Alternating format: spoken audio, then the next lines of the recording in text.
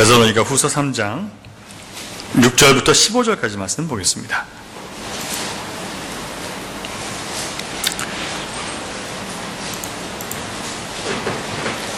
(6절부터) 15절, 제가 가진 성경으로는 335면, 신약성경 335면에 있습니다. 데살로니가 후서 3장 6절부터 15절 한 절씩 교독하겠습니다. 형제들아, 우리 주 예수 그리스도의 이름으로 너희를 명하노니 게으르게 행하고 우리에게서 받은 전통대로 행하지 아니하는 모든 형제에게서 떠나라. 어떻게 우리를 본받아야 할지를 너희가 스스로 아나니 우리가 너희 가운데서 무질서하게 행하지 아니하며 누구에게서든지 음식을 값없이 먹지 않고 오직 수고하고 애써 주야로 일함은 너희 아무에게도 폐를 끼치지 아니하려 함이니 우리에게 권리가 없는 것이 아니요 우리 스스로 너희에게 본을 보여 우리를 본받게 하려 함이니라. 우리가 너희와 함께 있을 때에도 너희에게 명하기를 누구든지 일하기 싫어하거든 먹지도 말게 하라 하였더니 우리가 들은즉 게으르게 행하여 도무지 일하지 아니하고 이를 만들기만 하는 자들이 있다 하니 이런 자들에게 우리가 명하고 주 예수 그리스도 안에서 권하기를 조용히 일하여 자기 양식을 먹으라 하노라. 형제들아, 너희는 선을 행하다가 낙심하지 말라. 누가 이 편지에 한 우리 말을 순종하지 아니하거든 그 사람을 지목하여 사귀지 말고 그로 하여금 부끄럽게 하라. 그러나 원수와 같이 생각하지 말고 형제같이 권면하라. 아멘. 에이든 토저 목사님은 이 시대에 정말 돌아가셨지만 선지자라고 불리는 목사님인데, 들을 귀 있는 자는 들을지어다라는 책에서 이런 경험을 거기다가 썼더라고요. 자신이 미국 중남부의 시골의 한적한 길을 이렇게 걷다가 우연히 길가에 떨어진 하얀 종이가 있어서 이 길에 그런 종이가 떨어질 만한 곳이 아니라서 주워서 봤다는 거예요. 그랬더니 그 종이에 이런 글씨 써 있습니다. 성장했을 때보다 태어났을 때 더 큰 생물은, 생각을 하셔야 됩니다. 태어났을 때보다, 성장했을 때보다, 이제 성인이 됐을 때보다 태어났을 때 더 큰 생물은 이 세상에 딱 둘이다. 하나는 말벌이고 다른 하나는 교인이다 라는 얘기를 해요. 그래서 이렇게 뭐라고 쓰냐면, 자기가 양봉업자가 아니기 때문에 갓 태어난 말벌이 성장한 말벌보다 큰지는 잘 모르겠지만 교인에 관한 그 글이 너무나 정확해서 자기 마음이 편치 않더라라는 그런 책을 거기다 글을 썼습니다. 그러니까 떨어진 종이에 그 쓴 글을 자기 해석대로 다시 해석하니까 무슨 얘기냐면, 그리스도인은 처음 회심했을 때보다 나중에 더 크기가 작아지더라 이렇게 얘기를 하는 거예요. 여러분 한번 생각해 보세요. 대부분의 사람들이 처음에 회심했을 때 얼마나 뜨겁습니까? 얼마나 열정적입니까? 얼마나 하나님을 순종하고자 하는 그런 열망들이 있습니까? 그런데 그게 다 잃어버리고 성숙하다고 할 만한 그런 나이대에 오히려 정말 냉랭하고 차갑게 식어버리고 판에 박힌 신앙생활을 하고 있고, 교회 나와도 감격과 기쁨도 없고 아무 생각도 없이 그냥 가는 거예요. 여러분, 왜 교인들은 천국을 향한 여정의 첫걸음보다 가면 갈수록 점점 더 그 걸음의 크기가 작아지는 것일까요? 이 에이든 토저 목사님이 이것이 너무 궁금해진 거예요. 그러면서 그분이 답을 썼는데, 답이 뭐냐면, 그들이 열정이 작아지는 많은 교인들의 그 이유는 뭐냐면, 그들이 하나님과의 관계를 깊이 추구하지 않고 종교적인 것들, 예를 들면 그리스도가 아닌 덧붙여진 것들, 다른 것들에 관심을 두고 신앙생활을 했기 때문에 그렇다는 거예요. 자, 덧붙여진 다른 것이 뭘까요? 내가 열심히 교회 생활을 하다 보니까 사람들이 정말 열심히 하네, 칭찬을 해주는 거예요. 그러니까 그 칭찬 속에서 자기가 좋은 신앙인인 줄 알고 있는 거예요. 그러니까 자기가 열심히 뭔가를 하면서 주님과 관계는 아무 관계도 맺지 않고 성경 말씀을 통해서 관계를 맺는 게 아니라 열심히 봉사하고 일을 하면서 나는 좋은 신앙인이다라고 생각하는 거예요. 또한 여러 가지 생활의 염려나 물질의 가난함 이런 것들을 해결하기 위해서, 자기 문제를 해결하기 위해서 늘 주 앞에 나오다 보니까 문제를 해결하는 것에 신앙의 초점이 맞춰져 있는 거예요. 먹고 사는 문제를 해결하고 자녀 문제를 해결하고 여기에 초점이 맞춰져 있어요. 그보다 더 중요한 게 뭐라고요? 주님과 말씀 속에서 깊은 관계를 맺는 것이에요. 그걸 하지 않고 문제를 해결하고 자기가 원하는 것을 이루기 위해서 교회를 다니니까 점점 그 열정이 식어버린다는 거예요. 이해가 되십니까? 답이 된다고 생각하세요? 여러분, 이게 우리의 현실이에요. 여러분들은 어떠하십니까? 자기가 받을 현실의 복에 대한 권리는 많은 신자들이 다 주장합니다. 하지만 그리스도인이라는 주님의 부르심에 합당한 삶의 의무가 있는데 거기에는 별 관심이 없는 사람들이 굉장히 많아요. 여러분 이 자리에 왜 오셨습니까? 부모님이 끌고 나와서 억지로 나오셨습니까? 아니면 내가 그래도 교회에 다니는 사람이니까 나와줘야지 하는 마음으로 나오셨습니까? 아니면 내가 할 일이 있기 때문에 교회에 나오셨습니까? 그런 이유로 여러분들이 이 자리에 나오셨다면 여러분 주님과 관계를 맺기 위해서 나오신 게 아니라 그냥 전혀 주님과 상관없는 그 예배 행위를 지금 하고 계시는 거예요. 이처럼 사람들이 자기 권리를 주장하는 그런 사람들이 이 세상 속에는 너무나 많이 있습니다. 모든 개인들이 다 자기 권리를 주장해요. 나는 이렇게 받기를 원하고, 난 이렇게 되기를 원하고, 니들이 나의 권리를 인정해 주기 원하고, 많은 사람들이 이렇게 얘기를 합니다. 국가는 국가 간에 서로 권리를 주장하고, 공동체는 집단은 집단끼리 서로 자기 권리를 주장해요. 그러다 보니까 이 세상이 혼란과 무질서와 정말 말도 안 되는 일들이 정말 계속 벌어지고 있는 거예요. 어떤 신문 기사에 사생활 보호와 알 권리, 무엇이 우선일까라는 그런 제목의 기사가 나왔더라고요. 자, 사생활 보호는 뭐예요? 내 사생활이 보호되고 남에게 알려지지 않고 싶은 것. 이게 무슨 얘기냐면 내가 범죄라고 잘못했다 하더라도 내 얼굴이나 내 이름이 기사에 나가거나 그런 걸 싫다는 거예요. 그걸 보호받을 권리가 있어요. 반면에 알 권리가 있어요. 이거는 사람들이 그 위험한 사람이 누군지, 예를 들면 성폭행범이에요. 그럼 그 성폭행범이 누군지 알아야지 그 사람 옆에 오면 내가 우리 아들 조심시킬 거 아니야. 그래서 알아야 된다라고 이 권리를 주장하는 거예요. 그러면 이 알 권리와 자기 사생활을 보호할 권리 속에 부딪혔을 때 우리는 뭘 가지고 무슨 근거로 이것을 우리가 해결해야 되냐? 이런 일들이 여러분 정말 많은 일들이 벌어지고 있어요. 세상 가운데는요. 성공의 대학은 앵글리칸 처치라 그래서 영국 개신교예요. 모든 시스템이나 이런 종교 계급이 카톨릭하고 똑같아요. 그런데 개신교 신앙을 갖고 있기 때문에 개신교인데 성공회라고 얘기를 합니다. 앵글리칸 처치인데.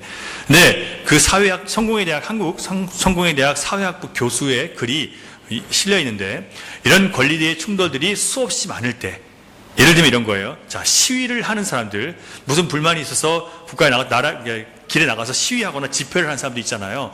이런 사람들이 길을 막고 시위를 하잖아요. 그러면 사람들은 또 어떤 권리가 있냐면 통행을 자유롭게 할 수 있는 권리가 있어요. 시위를 해서 길을 막아버리면 통행할 수 있는 사람들이 못 하잖아요. 그러면 어떤 권리가 더 앞서고 어떤 권리 입각해서 이걸 해야 되냐? 지금 한국 법은 뭔지 아세요? 때 많이 쓰는 사람이 이기는 거예요. 진짜 미련하게 지금 가고 있죠. 때 쓰는 사람이 이기는 거예요. 숫자가 많으면 이기는 거예요. 근데 여러분 통행할 권리를 가지고 가서 싸우는 사람 별로 없거든요. 그 귀찮아가지고 그거 자기 한번 불편하면 되지, 돌아가면 되지, 이러고 안 하니까 결국 시위 많이 하는 사람이 권리를 이기는 거예요. 목소리 크고 싸움 많이 하는 사람이 결국 이겨요.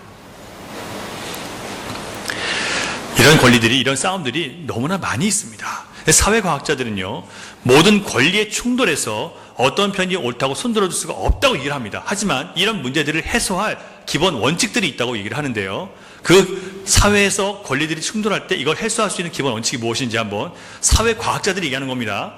몇 가지 알려드릴게요. 보세요. 첫째, 시작. 대다수 권리는 절대적 권리가 아니다. 자, 여러분, 우리 모두가 다 이건 절대적이라고 얘기하지만 나 입장에서 그렇지만 상대방 입장에서는 아니에요. 그거 뭐 배웠 다닌 거 가지고 그래. 나는 내가 제일 중요한 것 같은데 상대방이 볼 때는 아니에요. 그러니까 우리는 결국 우리가 볼 때 절대적이지만 다른 사람들이 볼 때, 다른 입장에서 볼 때는 그렇지 않은 게 많아요. 그러니까 우리의 권리에 대해서 절대적이라고 생각하지 말라는 거예요. 둘째, 뭐예요? 시작. 권리들 간에 서열을 매길 수 없다. 분명히 한국 사람들 중에서 이런 거 보면 불쾌한 사람들 많아요. 왜냐하면 어른들이 권리가 있지, 예? 애들은 어른들 말 들을 권리가 있지, 이렇게 얘기해요. 그러면 애들은 뭐라고 하는지 아세요? 어른이 어른다워야 어른 말을 들어야 할 필요가 있지. 우리는 그걸 거부할 권리가 이렇게 얘기를 해요. 여러분, 세상은요, 권위를 인정해주지 않는 세상이 됐어요. 그리고 권위는 스스로 무너져 버렸어요. 권위가 온전한 권위였지 않고 그냥 억압적인 권위가 되어버렸기 때문에 권위가 무시받게 되어버렸어요. 이건 어른들의 책임도 있어요. 우리들의 책임인 거예요. 세 번째, 뭐예요?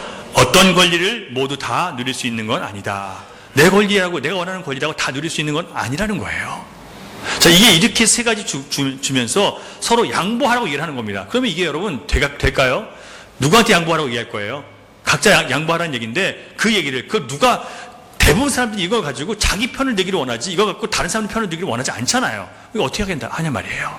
이거에 대해서 이 성공회 대학교 교수님이 쓴 글이 있어요. 이 원칙을 자기 나름대로 풀어간 거예요. 보시겠습니다.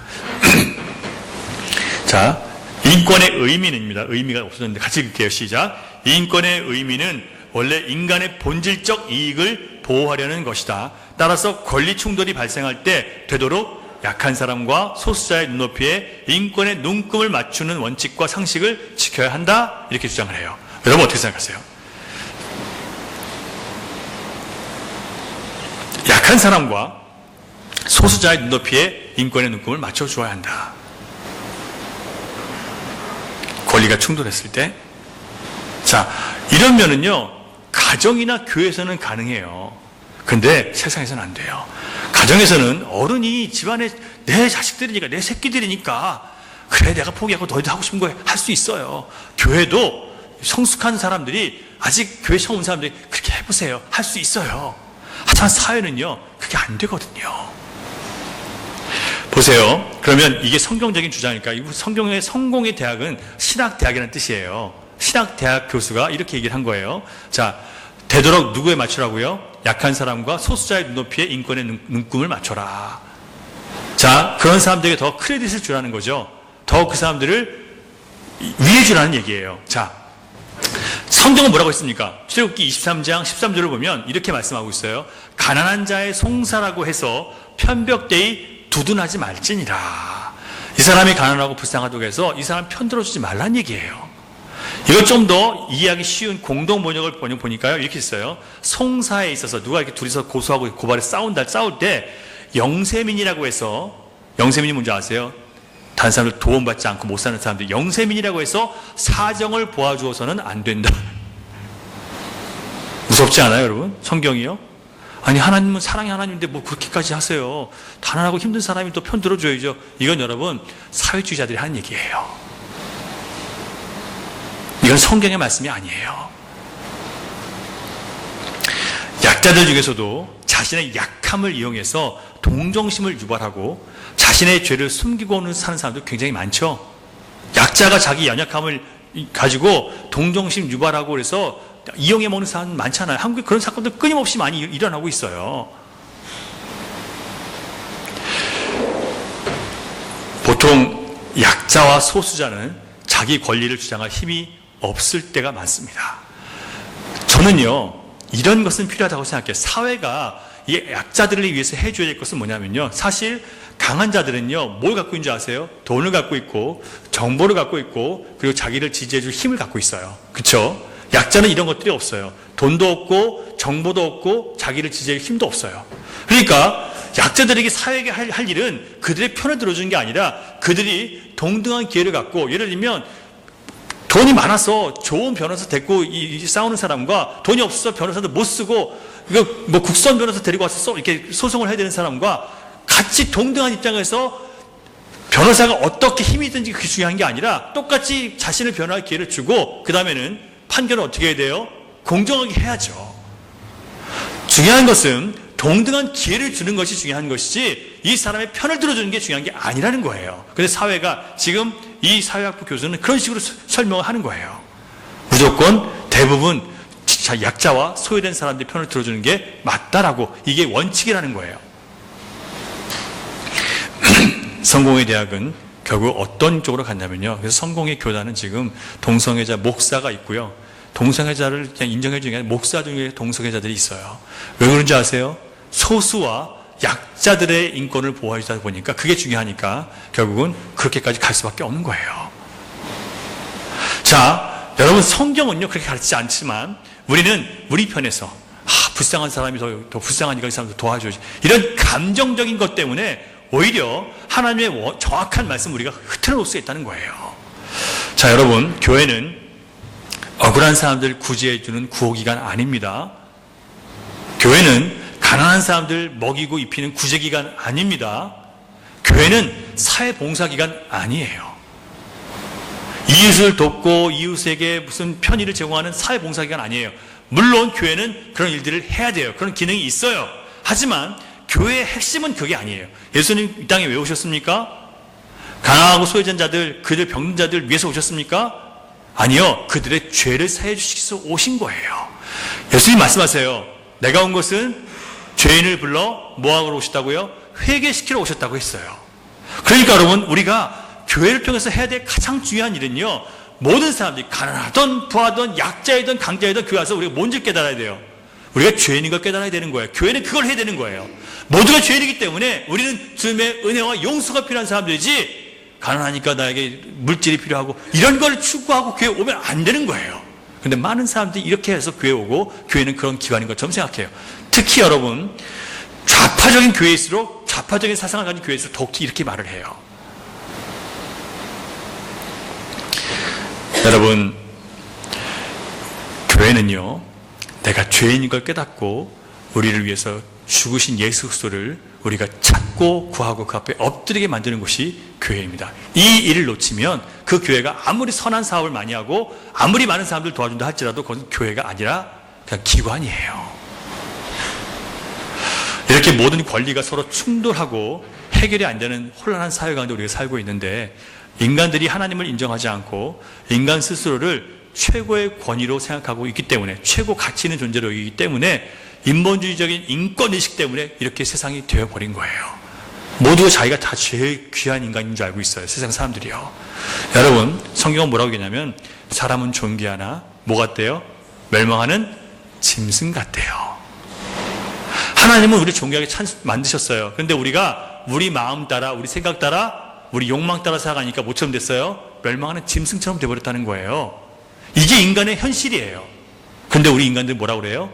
하나님을 제껴놓으니까 인간이 제일 존귀한 존재라고 생각하고 살아가는 거예요.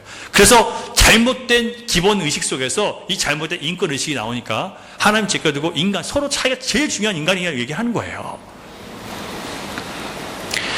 여러분, 하나님은 이런 권리가, 인간 권리가 충돌하는 문제를 해결할 열쇠를 이미 인간들에게 주셨습니다. 오늘 본문은 우리에게 인간 스스로 해결할 수 없는 인권 충돌, 인간들은 해결 못해요. 아까 여러분 보신 것처럼 사회학자들이 얘기한 거 답이 없죠. 이 교수가 얘기한 것도 답이 없어요. 그런데 이 난치병, 불치병을 해결할 길을 오늘 성경을 통해서 우리가 배울 수 있습니다. 본문 말씀을 살펴볼 텐데요. 6절을 한번 보세요. 6절 시작. 형제들아, 우리 주 예수 그리스도의 이름으로 너희를 명하노니 게으르게 행하고 우리에게서 받은 전통대로 행하지 아니하는 모든 형제에게서 떠나라. 자, 여러분, 예수님이 명령하셨다는 것은요, 이건 우리의 선택이 아니라 이걸 해야만 하는 일이라는 뜻이에요. 여러분들이 선택할 수 있는 게 아니라 무조건 해야 되는 게 이 말씀이에요. 자, 뭐라고요? 우리가 떠나야 될 것이 있대요. 버려야 될 것이 있다는 거예요. 뭐 어떤 사람이냐면, 게으르게 행하고 우리에게서 받은 전통대로 행하지 아니하는 모든 형제에게서 떠나라. 여기서 여러분, 형제라고 한 것은요, 교회 안에, 그리스도 안에 있는 사람들 중에서 우리가 떠나야 될 사람들이 있다는 거예요. 같이 하면 안 되는 사람이 있다는 뜻이에요. 그게 누구냐면, 어떤 사람이에요? 게으르게 행하고 받은 전통대로 행하지 않는 사람. 자, 좀 더 설명을 드릴 텐데요.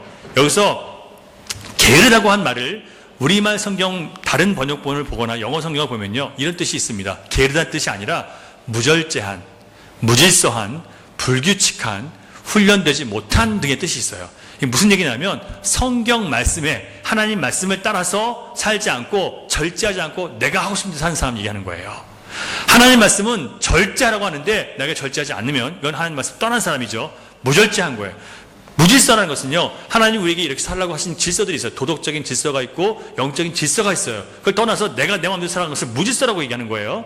그 다음에 불규칙한 것은 주님은 우리에게 신실하라고 말씀하시는데 나는 내 기분 따라, 내 감정 따라, 내 상황 따라 난 변해요. 이런 사람들을 향해서 말씀하는 거예요. 마지막으로 훈련되지 않았다는 것은 뭘까요?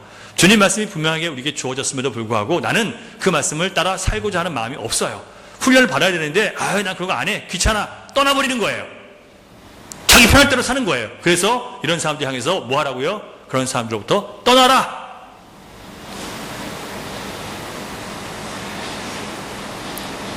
둘째로 사도 바울은 받은 전통대로 행하지 아니하는 모든 형제에게서 떠나라. 자, 여기서 전통이라는 단어는요, 우리는 성경은 전통이라고 해석했지만 영어 성경은 이렇게 나오지 않아요. 뭐라고 얘기하냐면 전해받은 말이나 글, 이렇게 얘기를 해요. 헬라어 원래 번역이 전해받은 말이나 글. 전통이라고 생각하면 우리가 보통 우리가 틀에 쌓여진 어떤 모습을 얘기하잖아요. 그게 아니라 전해받은 말이나 글. 뭐예요? 성경 말씀이나 예수님께서 하신 말씀들. 우리에게는 계시의 말씀들이죠. 계시의 말씀과 성경 말씀. 이걸 얘기하는 거예요. 그러니까 성경 말씀 외에 다른 것을 따르지 않아야 된다는 거죠. 그래서 성경 말씀을 따라 살아가는 것. 이것을 하려고 하지 않는 사람 있잖아요. 여러분, 성도들이 돼서 우리에게 제일 중요한 원칙은 이제 뭐예요? 성경 말씀이 우리에게 살아갈 법칙이 됐어요. 새로운 피조물은 성경 말씀을 따라 살아가야 되는데 성경 말씀을 따라가야 되는 것을 알면서도 따르기를 거부하는 사람들, 이런 사람들과 함께 하지 말고 떠나라는 거예요. 우리한테 유익하지 않기 때문에. 자, 그런데 6절 전체를 그래서 이렇게 해석하면요, 이렇게 해석할 수 있어요. 말씀을 저버리고 무시하고 무절제하게 사는 자들과 사도들로부터 받은 말이나 글, 꼭 성경 말씀을 무시하고 살아가는 자들을 멀리하라라는 명령이에요. 여러분, 교회는 다니지만 성경을 무시하고 하나님 말씀, 전해진 선포된 말씀들을 무시하고 살아가는 사람들을 멀리하래요. 여러분들의 영혼이 살기 위해서 그렇게 하셔야 된대요. 그런데 문제는 이 멀리하라는 명령, 이 멀리하라는 말씀의 뜻이 무엇인지를 우리가 알아야 됩니다. 멀리하라는 것은요,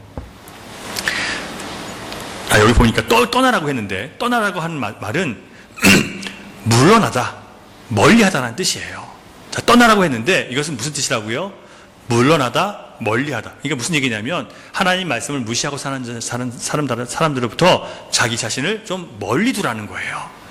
무슨 얘기냐면, 좀 더 해석을 해드리면, 그 사람들이 하는 행동이나 그 사람이 하는 말들과 상관없는 사람으로 살아가라는 거예요.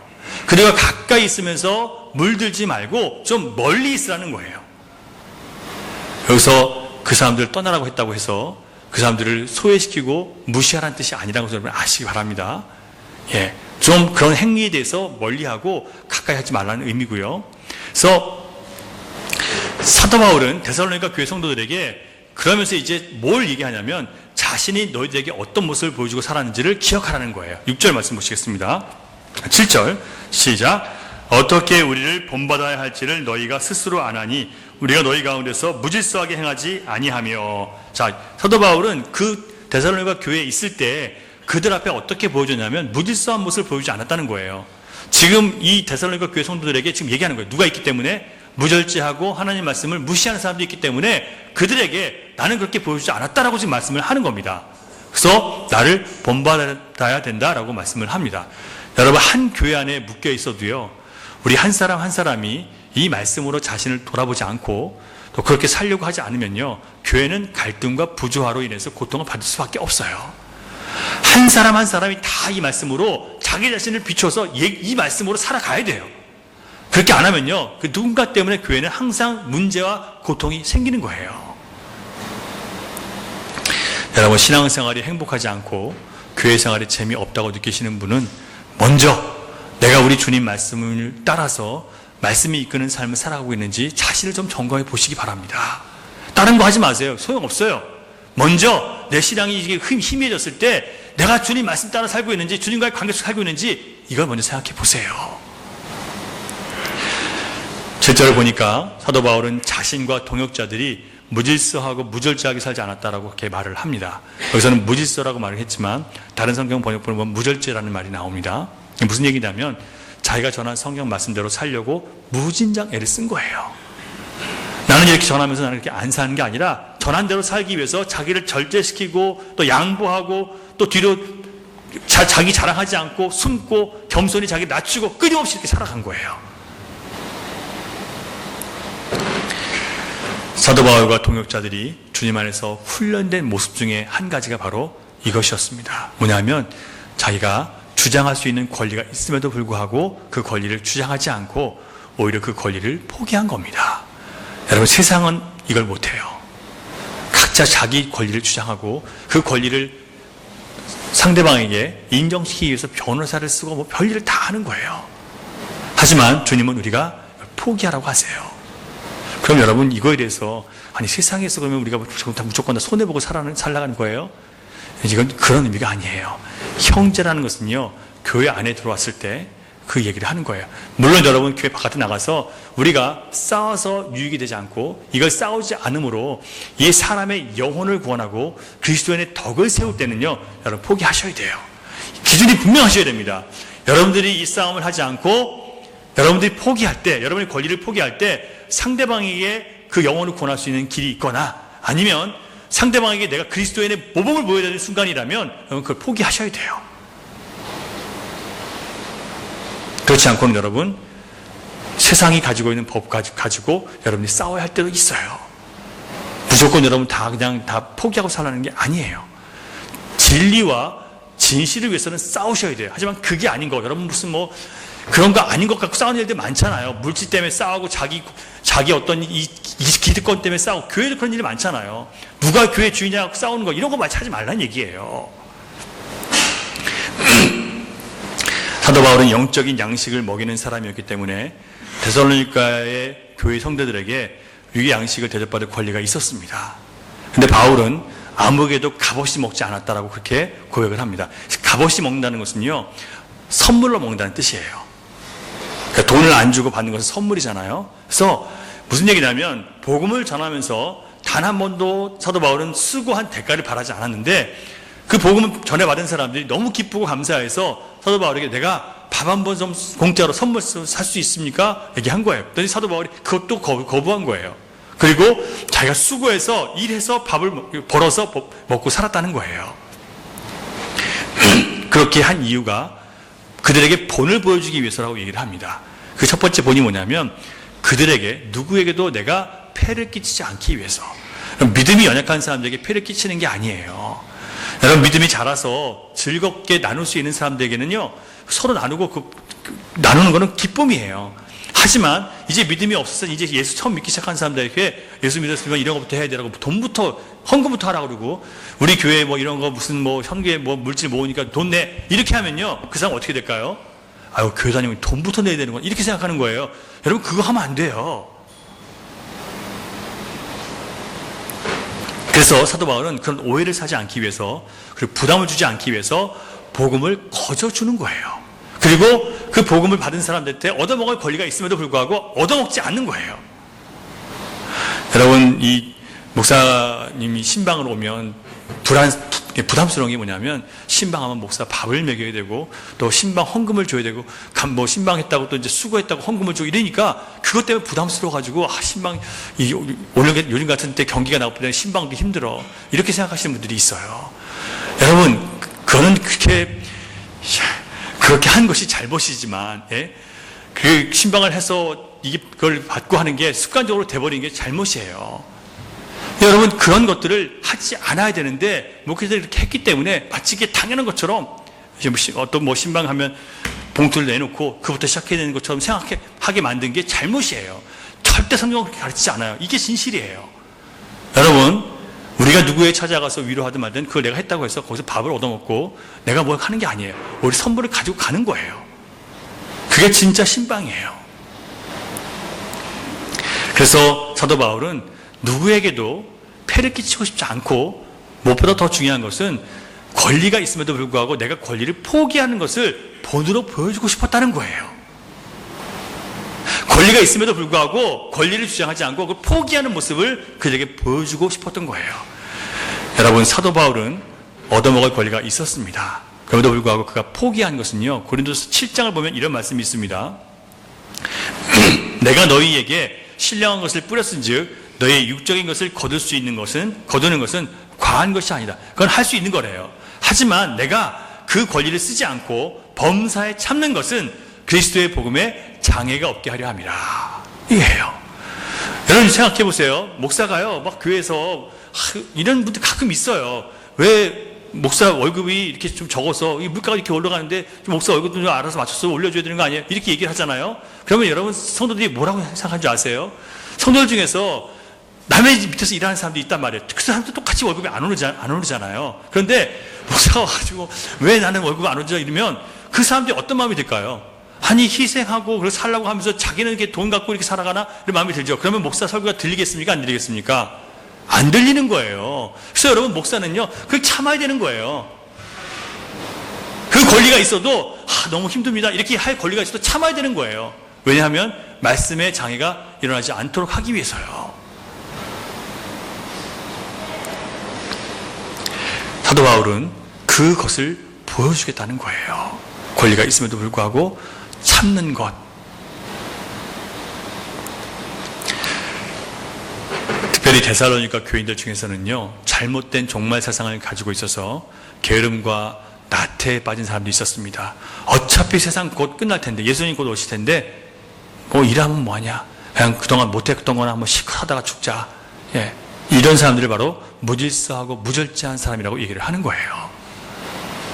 재림이 가까이 왔으니까 공부해서 뭐하냐, 이래서 뭐하냐, 그냥 흰옷 입고 앉아가지고 하늘만 바라보고 우리끼리 막 좋다고 그러고 있는 거예요. 그리고 나서 또 나가서는요 사람들한테 주님 오실 거니까 다 쓸데없어, 다 하지마, 공부 안 해도 돼, 이러는 사람들, 일만 만드는 사람들이 있었다는 얘기예요. 그런 사람들 향해서 11절을 보면 뭐라고 지적하는지 보세요. 11절 같이 읽습니다. 시작. 우리가 들은즉 너희 가운데 게으르게 행하여 도무지 일하지 아니하고 일을 만들기만 하는 자들이 있다 하니. 자, 그 다음에 이제 12절에 그 답이 나오는데, 여러분 일을 만들기만 한다는 것은요 자교인에서 내가 일하지 않으면 누군가 대신 일을 해야 되죠. 여러분 집안에서도요 남자가 집에서 집안일을 이렇게 같이 도와주지 않고 그냥 딱 뻗어서 누워서 텔레비만 켜고 있으면요 누가 다 일을 해야 돼요? 내가 던진 양말, 내가 벗어놓은 옷 다 누가 해야 됩니까? 다 자기 부인이나 다른 사람 시켜야 되죠. 이게 바로 그런 거예요. 나는 가만히 있으니까 다 누가 일을 해야 돼요? 여러분 사랑이라는 것은요 내가 사랑하는 사람을 위해서 내가 희생하는 거예요. 그 사람의 일을 덜어주고 그 사람의 무게를 덜어주는 걸 사랑이라고 하지, 나는 앉아가지고 내가 하고 싶은 거 하고 다른 사람이 일을 하도록 내버려두는 게 아니에요. 근데 여러분 우리의 한국 남자들의 전형적인 건 남자가 무슨 부엌에서 일을 하고 무슨 집안일 하나, 이런 생각이 너무 팽배해서 이런 굉장히 여러분 지금 잘못된 거예요. 남자가 할 일이 있고 여자가 할 일이 따로 있다 얘기를 해요. 있어요. 하지만 힘든 이 집안일들 도와주는 건요 남자들에게 사랑 때문에 할 수 있는 일이에요. 여러분들이 가정에서 그런 모습을 보여주면 자녀들도 여러분 그렇게 변화될 수 있어요. 그리고 여러분 주님께서 원하시는 가정이 무엇인지 여러분 만들어갈 수 있는 거예요. 저거 어렸을 때 저희 아버지가 좀 그러셨었거든요. 양말 벗어가지고 확 던져놓으면 우리 어머니 그 양말 한 짝 찾으려고 또 여기저기 헤매고 다니시고, 그게 훈련이 안 되면요 죽을 때까지 짐이 돼요. 저희 아버지가 저희 어머니한테 얼마나 짐이 되셨는지, 얼마나 힘들게 하시는지. 우리 어머니는 다행히 그걸 내 십자가라고 생각하고 받아주셨기 때문에 망정이지, 여러분 그렇게 우리가 서로에게 짐이 돼서는 안 된다는 얘기예요. 교회에서도 마찬가지예요. 교회 보면요 일하는 사람은 맨날 일하고 나는 맨날 앉아서 밥만 먹는 사람도 있어요. 남들이 다 일어났는데 와가지고 남자처럼 밥을 먹고 가는 사람도 있어요. 자, 이런 사람들에게 성경이 뭐라고 얘기하는 줄 아세요? 교회니까 그래도 다 같이 나눠 먹고 그래야 돼. 그렇지 않아요. 12절 보세요. 시작. 이런 자들에게 우리가 명하고 주 예수 그리스도 안에서 권하기를 조용히 일하여 자기 양식을 먹으라 하노라. 무슨 얘기인지 아세요? 자기는 일 하나도 안 하고 와서 먹기만 하려고 하는 사람들, 그런 사람들에게 집에 가서 식사해서 차려서 드세요라고 하는 거예요. 이걸 여러분 목사가 못하니까 성경이 해주는 거예요. 물론 그런 형편과 처지가 안 돼서 마음은 있어도 못하는 사람들이 있어요. 그건 충분히 이해가 가능한 거예요. 그런데 그렇지 않은 사람들이 있어요. 교회에요. 남들이 다 일한 다음에 그때 딱 와가지고 밥상만 받고 이런 사람들이 있거든요. 그런 사람들에게 그래도 은혜니까 먹어라. 우리 양집사님이 며칠 전에 우리 딸이 이제 같이 밥 먹는 시간이 있었는데, 교회에서 밥 먹는데 늦게 와서 자기 할 일을 안 하고 먹으러 왔어요. 우리 집사님이, 제가 막 째려봤거든요, 이래를. 그랬더니 집사님이 그래도 은혜로 먹으라고 이렇게 말씀하셨거든요. 네, 맞아요. 누군가는 그렇게 얘기를 해줘야 돼요. 하지만 그게 뭐가 잘못된지 얘기해 줄 수 있는 성경 말씀도 있어야 되는 거예요. 양사님은 보통 항상 은혜 쪽이 아니라 할 말을 하시는 쪽이거든요. 그런데 그때는 은혜로 먹으라고, 제가 때리니까 은혜로 먹으라고 하시는 거예요. 이 두 가지가 공존하는 거예요. 그런데 때리는 거 없이 은혜만 얘기하면 이건 또 그 사람은 계속 그렇게 해도 되는 줄 아는 거예요. 제가 얼마나 무섭게 째려봤는지 아세요? 그랬더니 양수사님이 그래도 먹을 수 있다고 얘기하시는 거예요. 여러분, 교회는 이 두 가지가 함께 있는 거예요. 말씀은 뭐라고 해요? 그런 사람들은 집에 가서 밥 먹고, 네 손으로 일해서 밥 먹으라고 하라, 이렇게 가르치라는 게 성경의 말씀이에요. 그래야 더 수고하고 일하는 사람들이 억울하지 않은 거예요.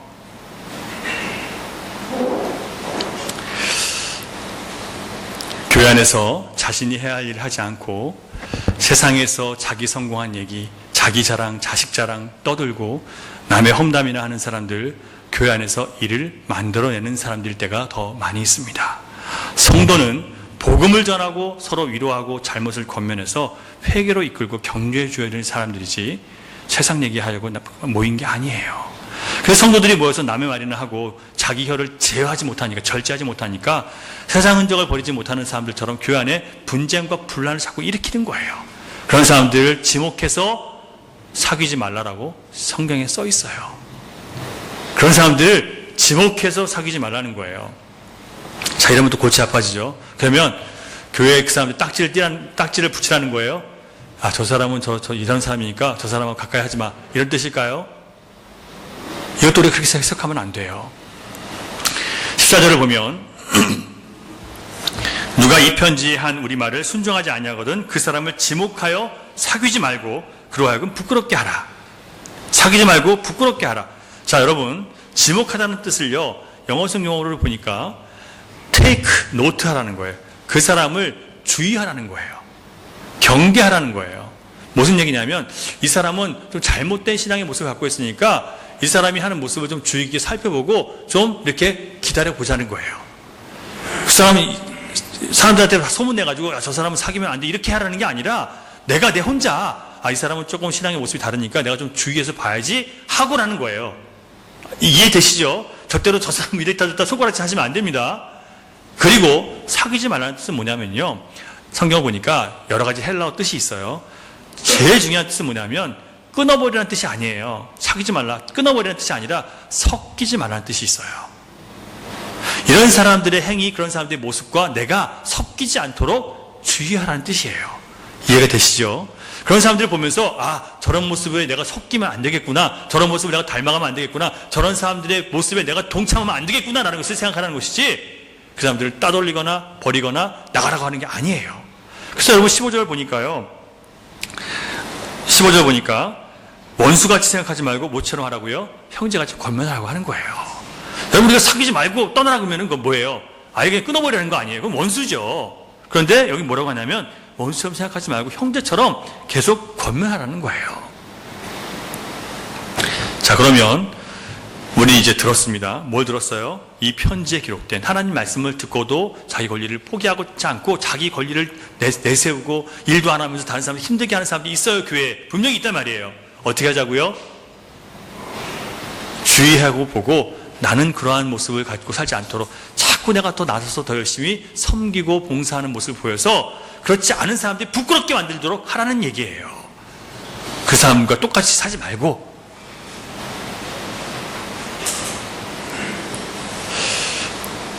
그리고 사도 바울은 일할 수 있는 사람이라면 모두가 부지런히 자기 일을 해서 다른 사람에게 치밀하지 말라라, 이렇게 말라고 가르쳐 줍니다. 목회를 하다 보니까요, 교회가 무엇하는 곳인지를 모르는 사람들이 되게 많이 있어요. 교회가 자신을 위해서 서비스 해주는 곳을 알고 있는 사람들이 굉장히 많아요, 여러분. 특별히 이민교회는요, 이런 사람들이 더 많습니다. 내가 헌금을 하니까 교회는 나에게 내가 헌금 드린 만큼 밥을 먹여주고 각종 편의시설을 제공해주고 목사는 나를 위해서 축복해준다고 생각하는 사람들이 굉장히 많이 있습니다. 여러분, 이거는 잘못된 생각이에요. 자, 예배가 영어로 서비스라고 하죠. 서비스는 뭐냐면요, 하나님께 봉사하고 성도에게 봉사하는 곳이라는 뜻이에요. 여러분들이 봉사를 받는 게 아니라, 목사나 몇몇 사람들 여러분을 위해서 봉사하는 게 아니라 여러분 전체가 하나님께 예배로 봉사하고 또 서로에게 봉사하는 것을, 이게 서비스예요. 교회는 그걸 하는 곳이에요. 목사가 여러분에게 해주는 곳이 아니에요. 목사는 여러분에게 말씀을 하나님 말씀대로 가르치는 것밖에 없어요. 그리고 여러분 위해서 기도하는 것밖에 없어요. 그래도 불구하고 제가 이런저런 일들을 하는 것은 모두가 그렇게 하도록 본을 보이게 하기 위해서 저는 이런저런 일을 하는 거예요.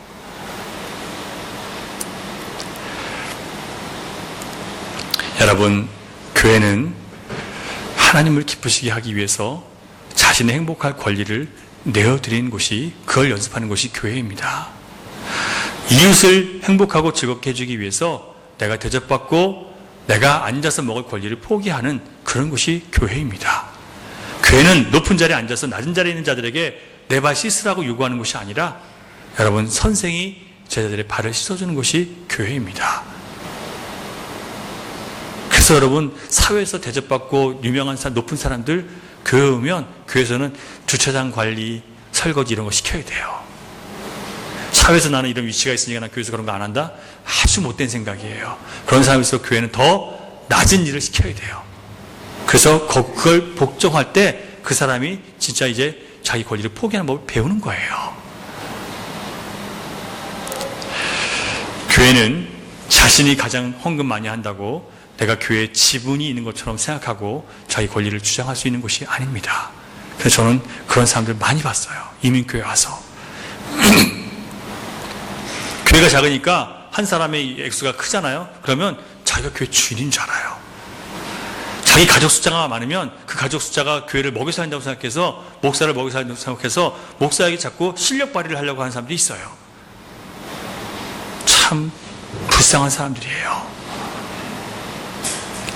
교회는요, 가장 많은 권리를 가진 사람이 가장 많이 섬기고 가장 높은 자리처럼 보이는 곳에 앉은 사람들이 가장 수고해야 되는 곳이 교회입니다. 여러분들이 그런 분들이 되셔야 돼요.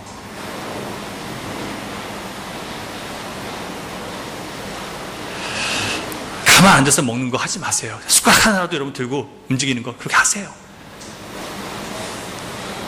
몸이 불편하지 않고서는 그렇게 하세요.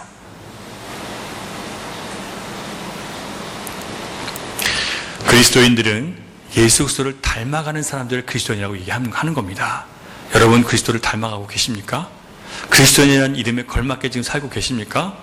그리스도를 닮아서 자기 권리를 주장하기보다는 그리스도의 주인됨을 여러분 나타내며 살고 계십니까? 그렇지 않으면 나가서 내가 그리스도인이라는 얘기를 하지 않는 게 더 좋습니다. 나 어디 교회 다닌다는 얘기를 안 하는 게 차라리 나아요. 아니면 교회 다니는데 내가 좀 엉망이라서 이 정도밖에 안 되라고 스스로 고백하세요.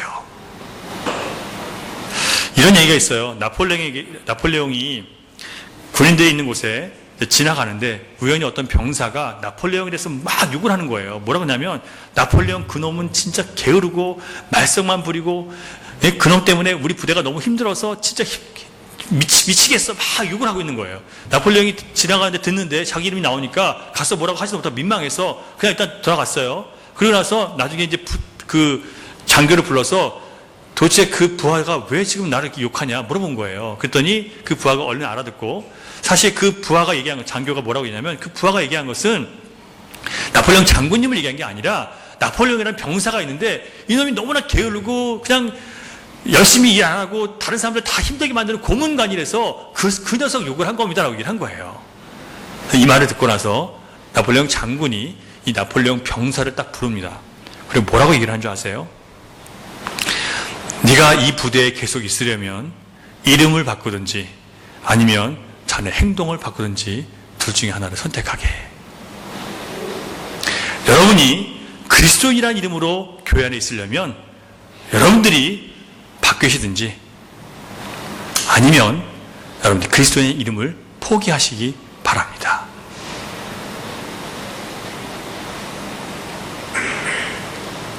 그리고 회개하세요.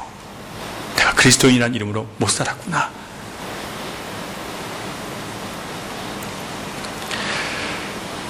여러분, 교회는 이런 곳입니다. 우리가 하나님을 기쁘시게 하기 위해서 나의 모든 것들을 포기하는 법을 배우는 곳, 권리를 포기하고 주장할 것들을 포기하는 것. 여러분, 이렇게 하는 것이 바로 하나님 보시기에 선한 일입니다. 이 자기 권리를 포기하는 이 선한 일을 여러분 멈추시면 안 되냐는 거예요. 사람들이 여러분 그렇게 포기했는데 여러분들을 인정해주고 잘했다 칭찬해주는 게 아니라 그렇게 포기했는데 여러분 무시하고 몰라줘요.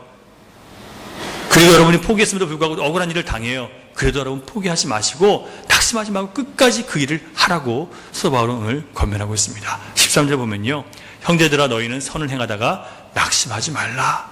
자기 주장을 포기하는 삶을 여러분 절대로 포기하지 마시라는 거예요. 낙심하지 마세요. 세상을 보십시오. 여러분, 자기 권리를 주장하면서 점점 혼란스럽고 분열과 다툼의 끝을 향해 지금 가고 있습니다.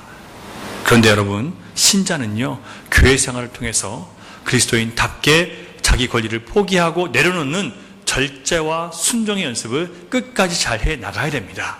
이것이 바로 선을 행하는 거예요. 우리도 넓은 길을 좋아할 권리가 있습니다. 그러나 그리스도인은 저와 여러분의 영혼을 구원하기 위해서 또 그리스도인으로서의 모범을 보이기 위해서 넓은 길을 좋아할 권리를 포기하고 좁은 길을 선택할 그런 능력이 우리에게는 있습니다. 불신자들에게는 없지만 우리에게는 있어요. 왜냐하면 성령께서 그렇게 하세요.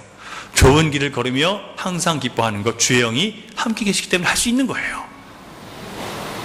여러분, 왜 제가 성령 충만함이 필요하다고 여러분 같이 기도했냐면 성령 충만한 사람들은 이 길을 갈 수 있어요.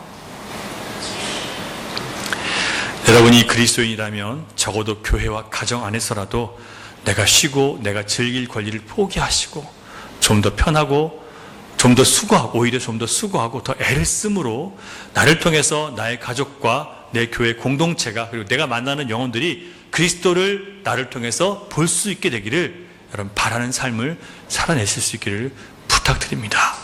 내가 포기하면 포기할수록 더욱 예수 그리스도를 닮아가는 것이 신자의 능력이 됩니다. 포기할수록 더욱 빛나는 것이 신자의 삶이에요. 포기할수록 더욱더 우리 주변의 세상을 아름답게 만들어 줄 수 있는 것이 바로 신자의 능력입니다.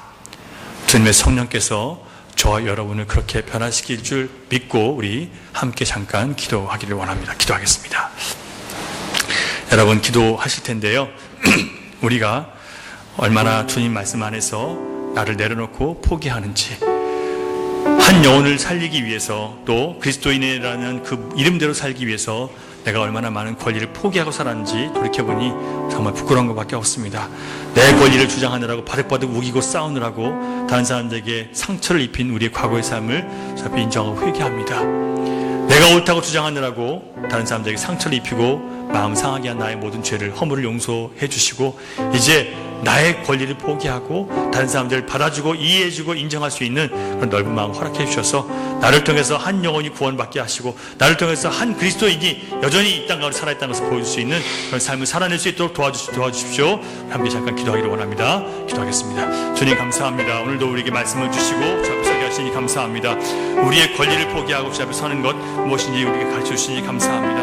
하나님, 우리가 하나님의 뜻을 따라 살아가는 것 쉽지가 않습니다.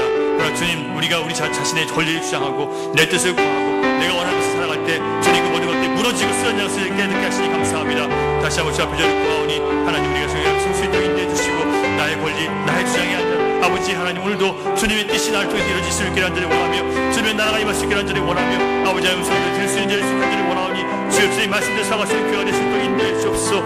아버지 하나님, 세상 사람들이 살아갈 때 주님 아버지 하나님 인도해 주시고 붙잡아주셔서 하나님 속에 내려갈 수 있는 자를 수 있게 인도해 주옵시고 아버지 하나님, 이 혼란스러운 세상 가운데 모든 다툼과 분쟁과 다툼을 그치게 할 수 있는 데서 임하는 자가 될 수 있도록 역사하시고 도와주시옵소서.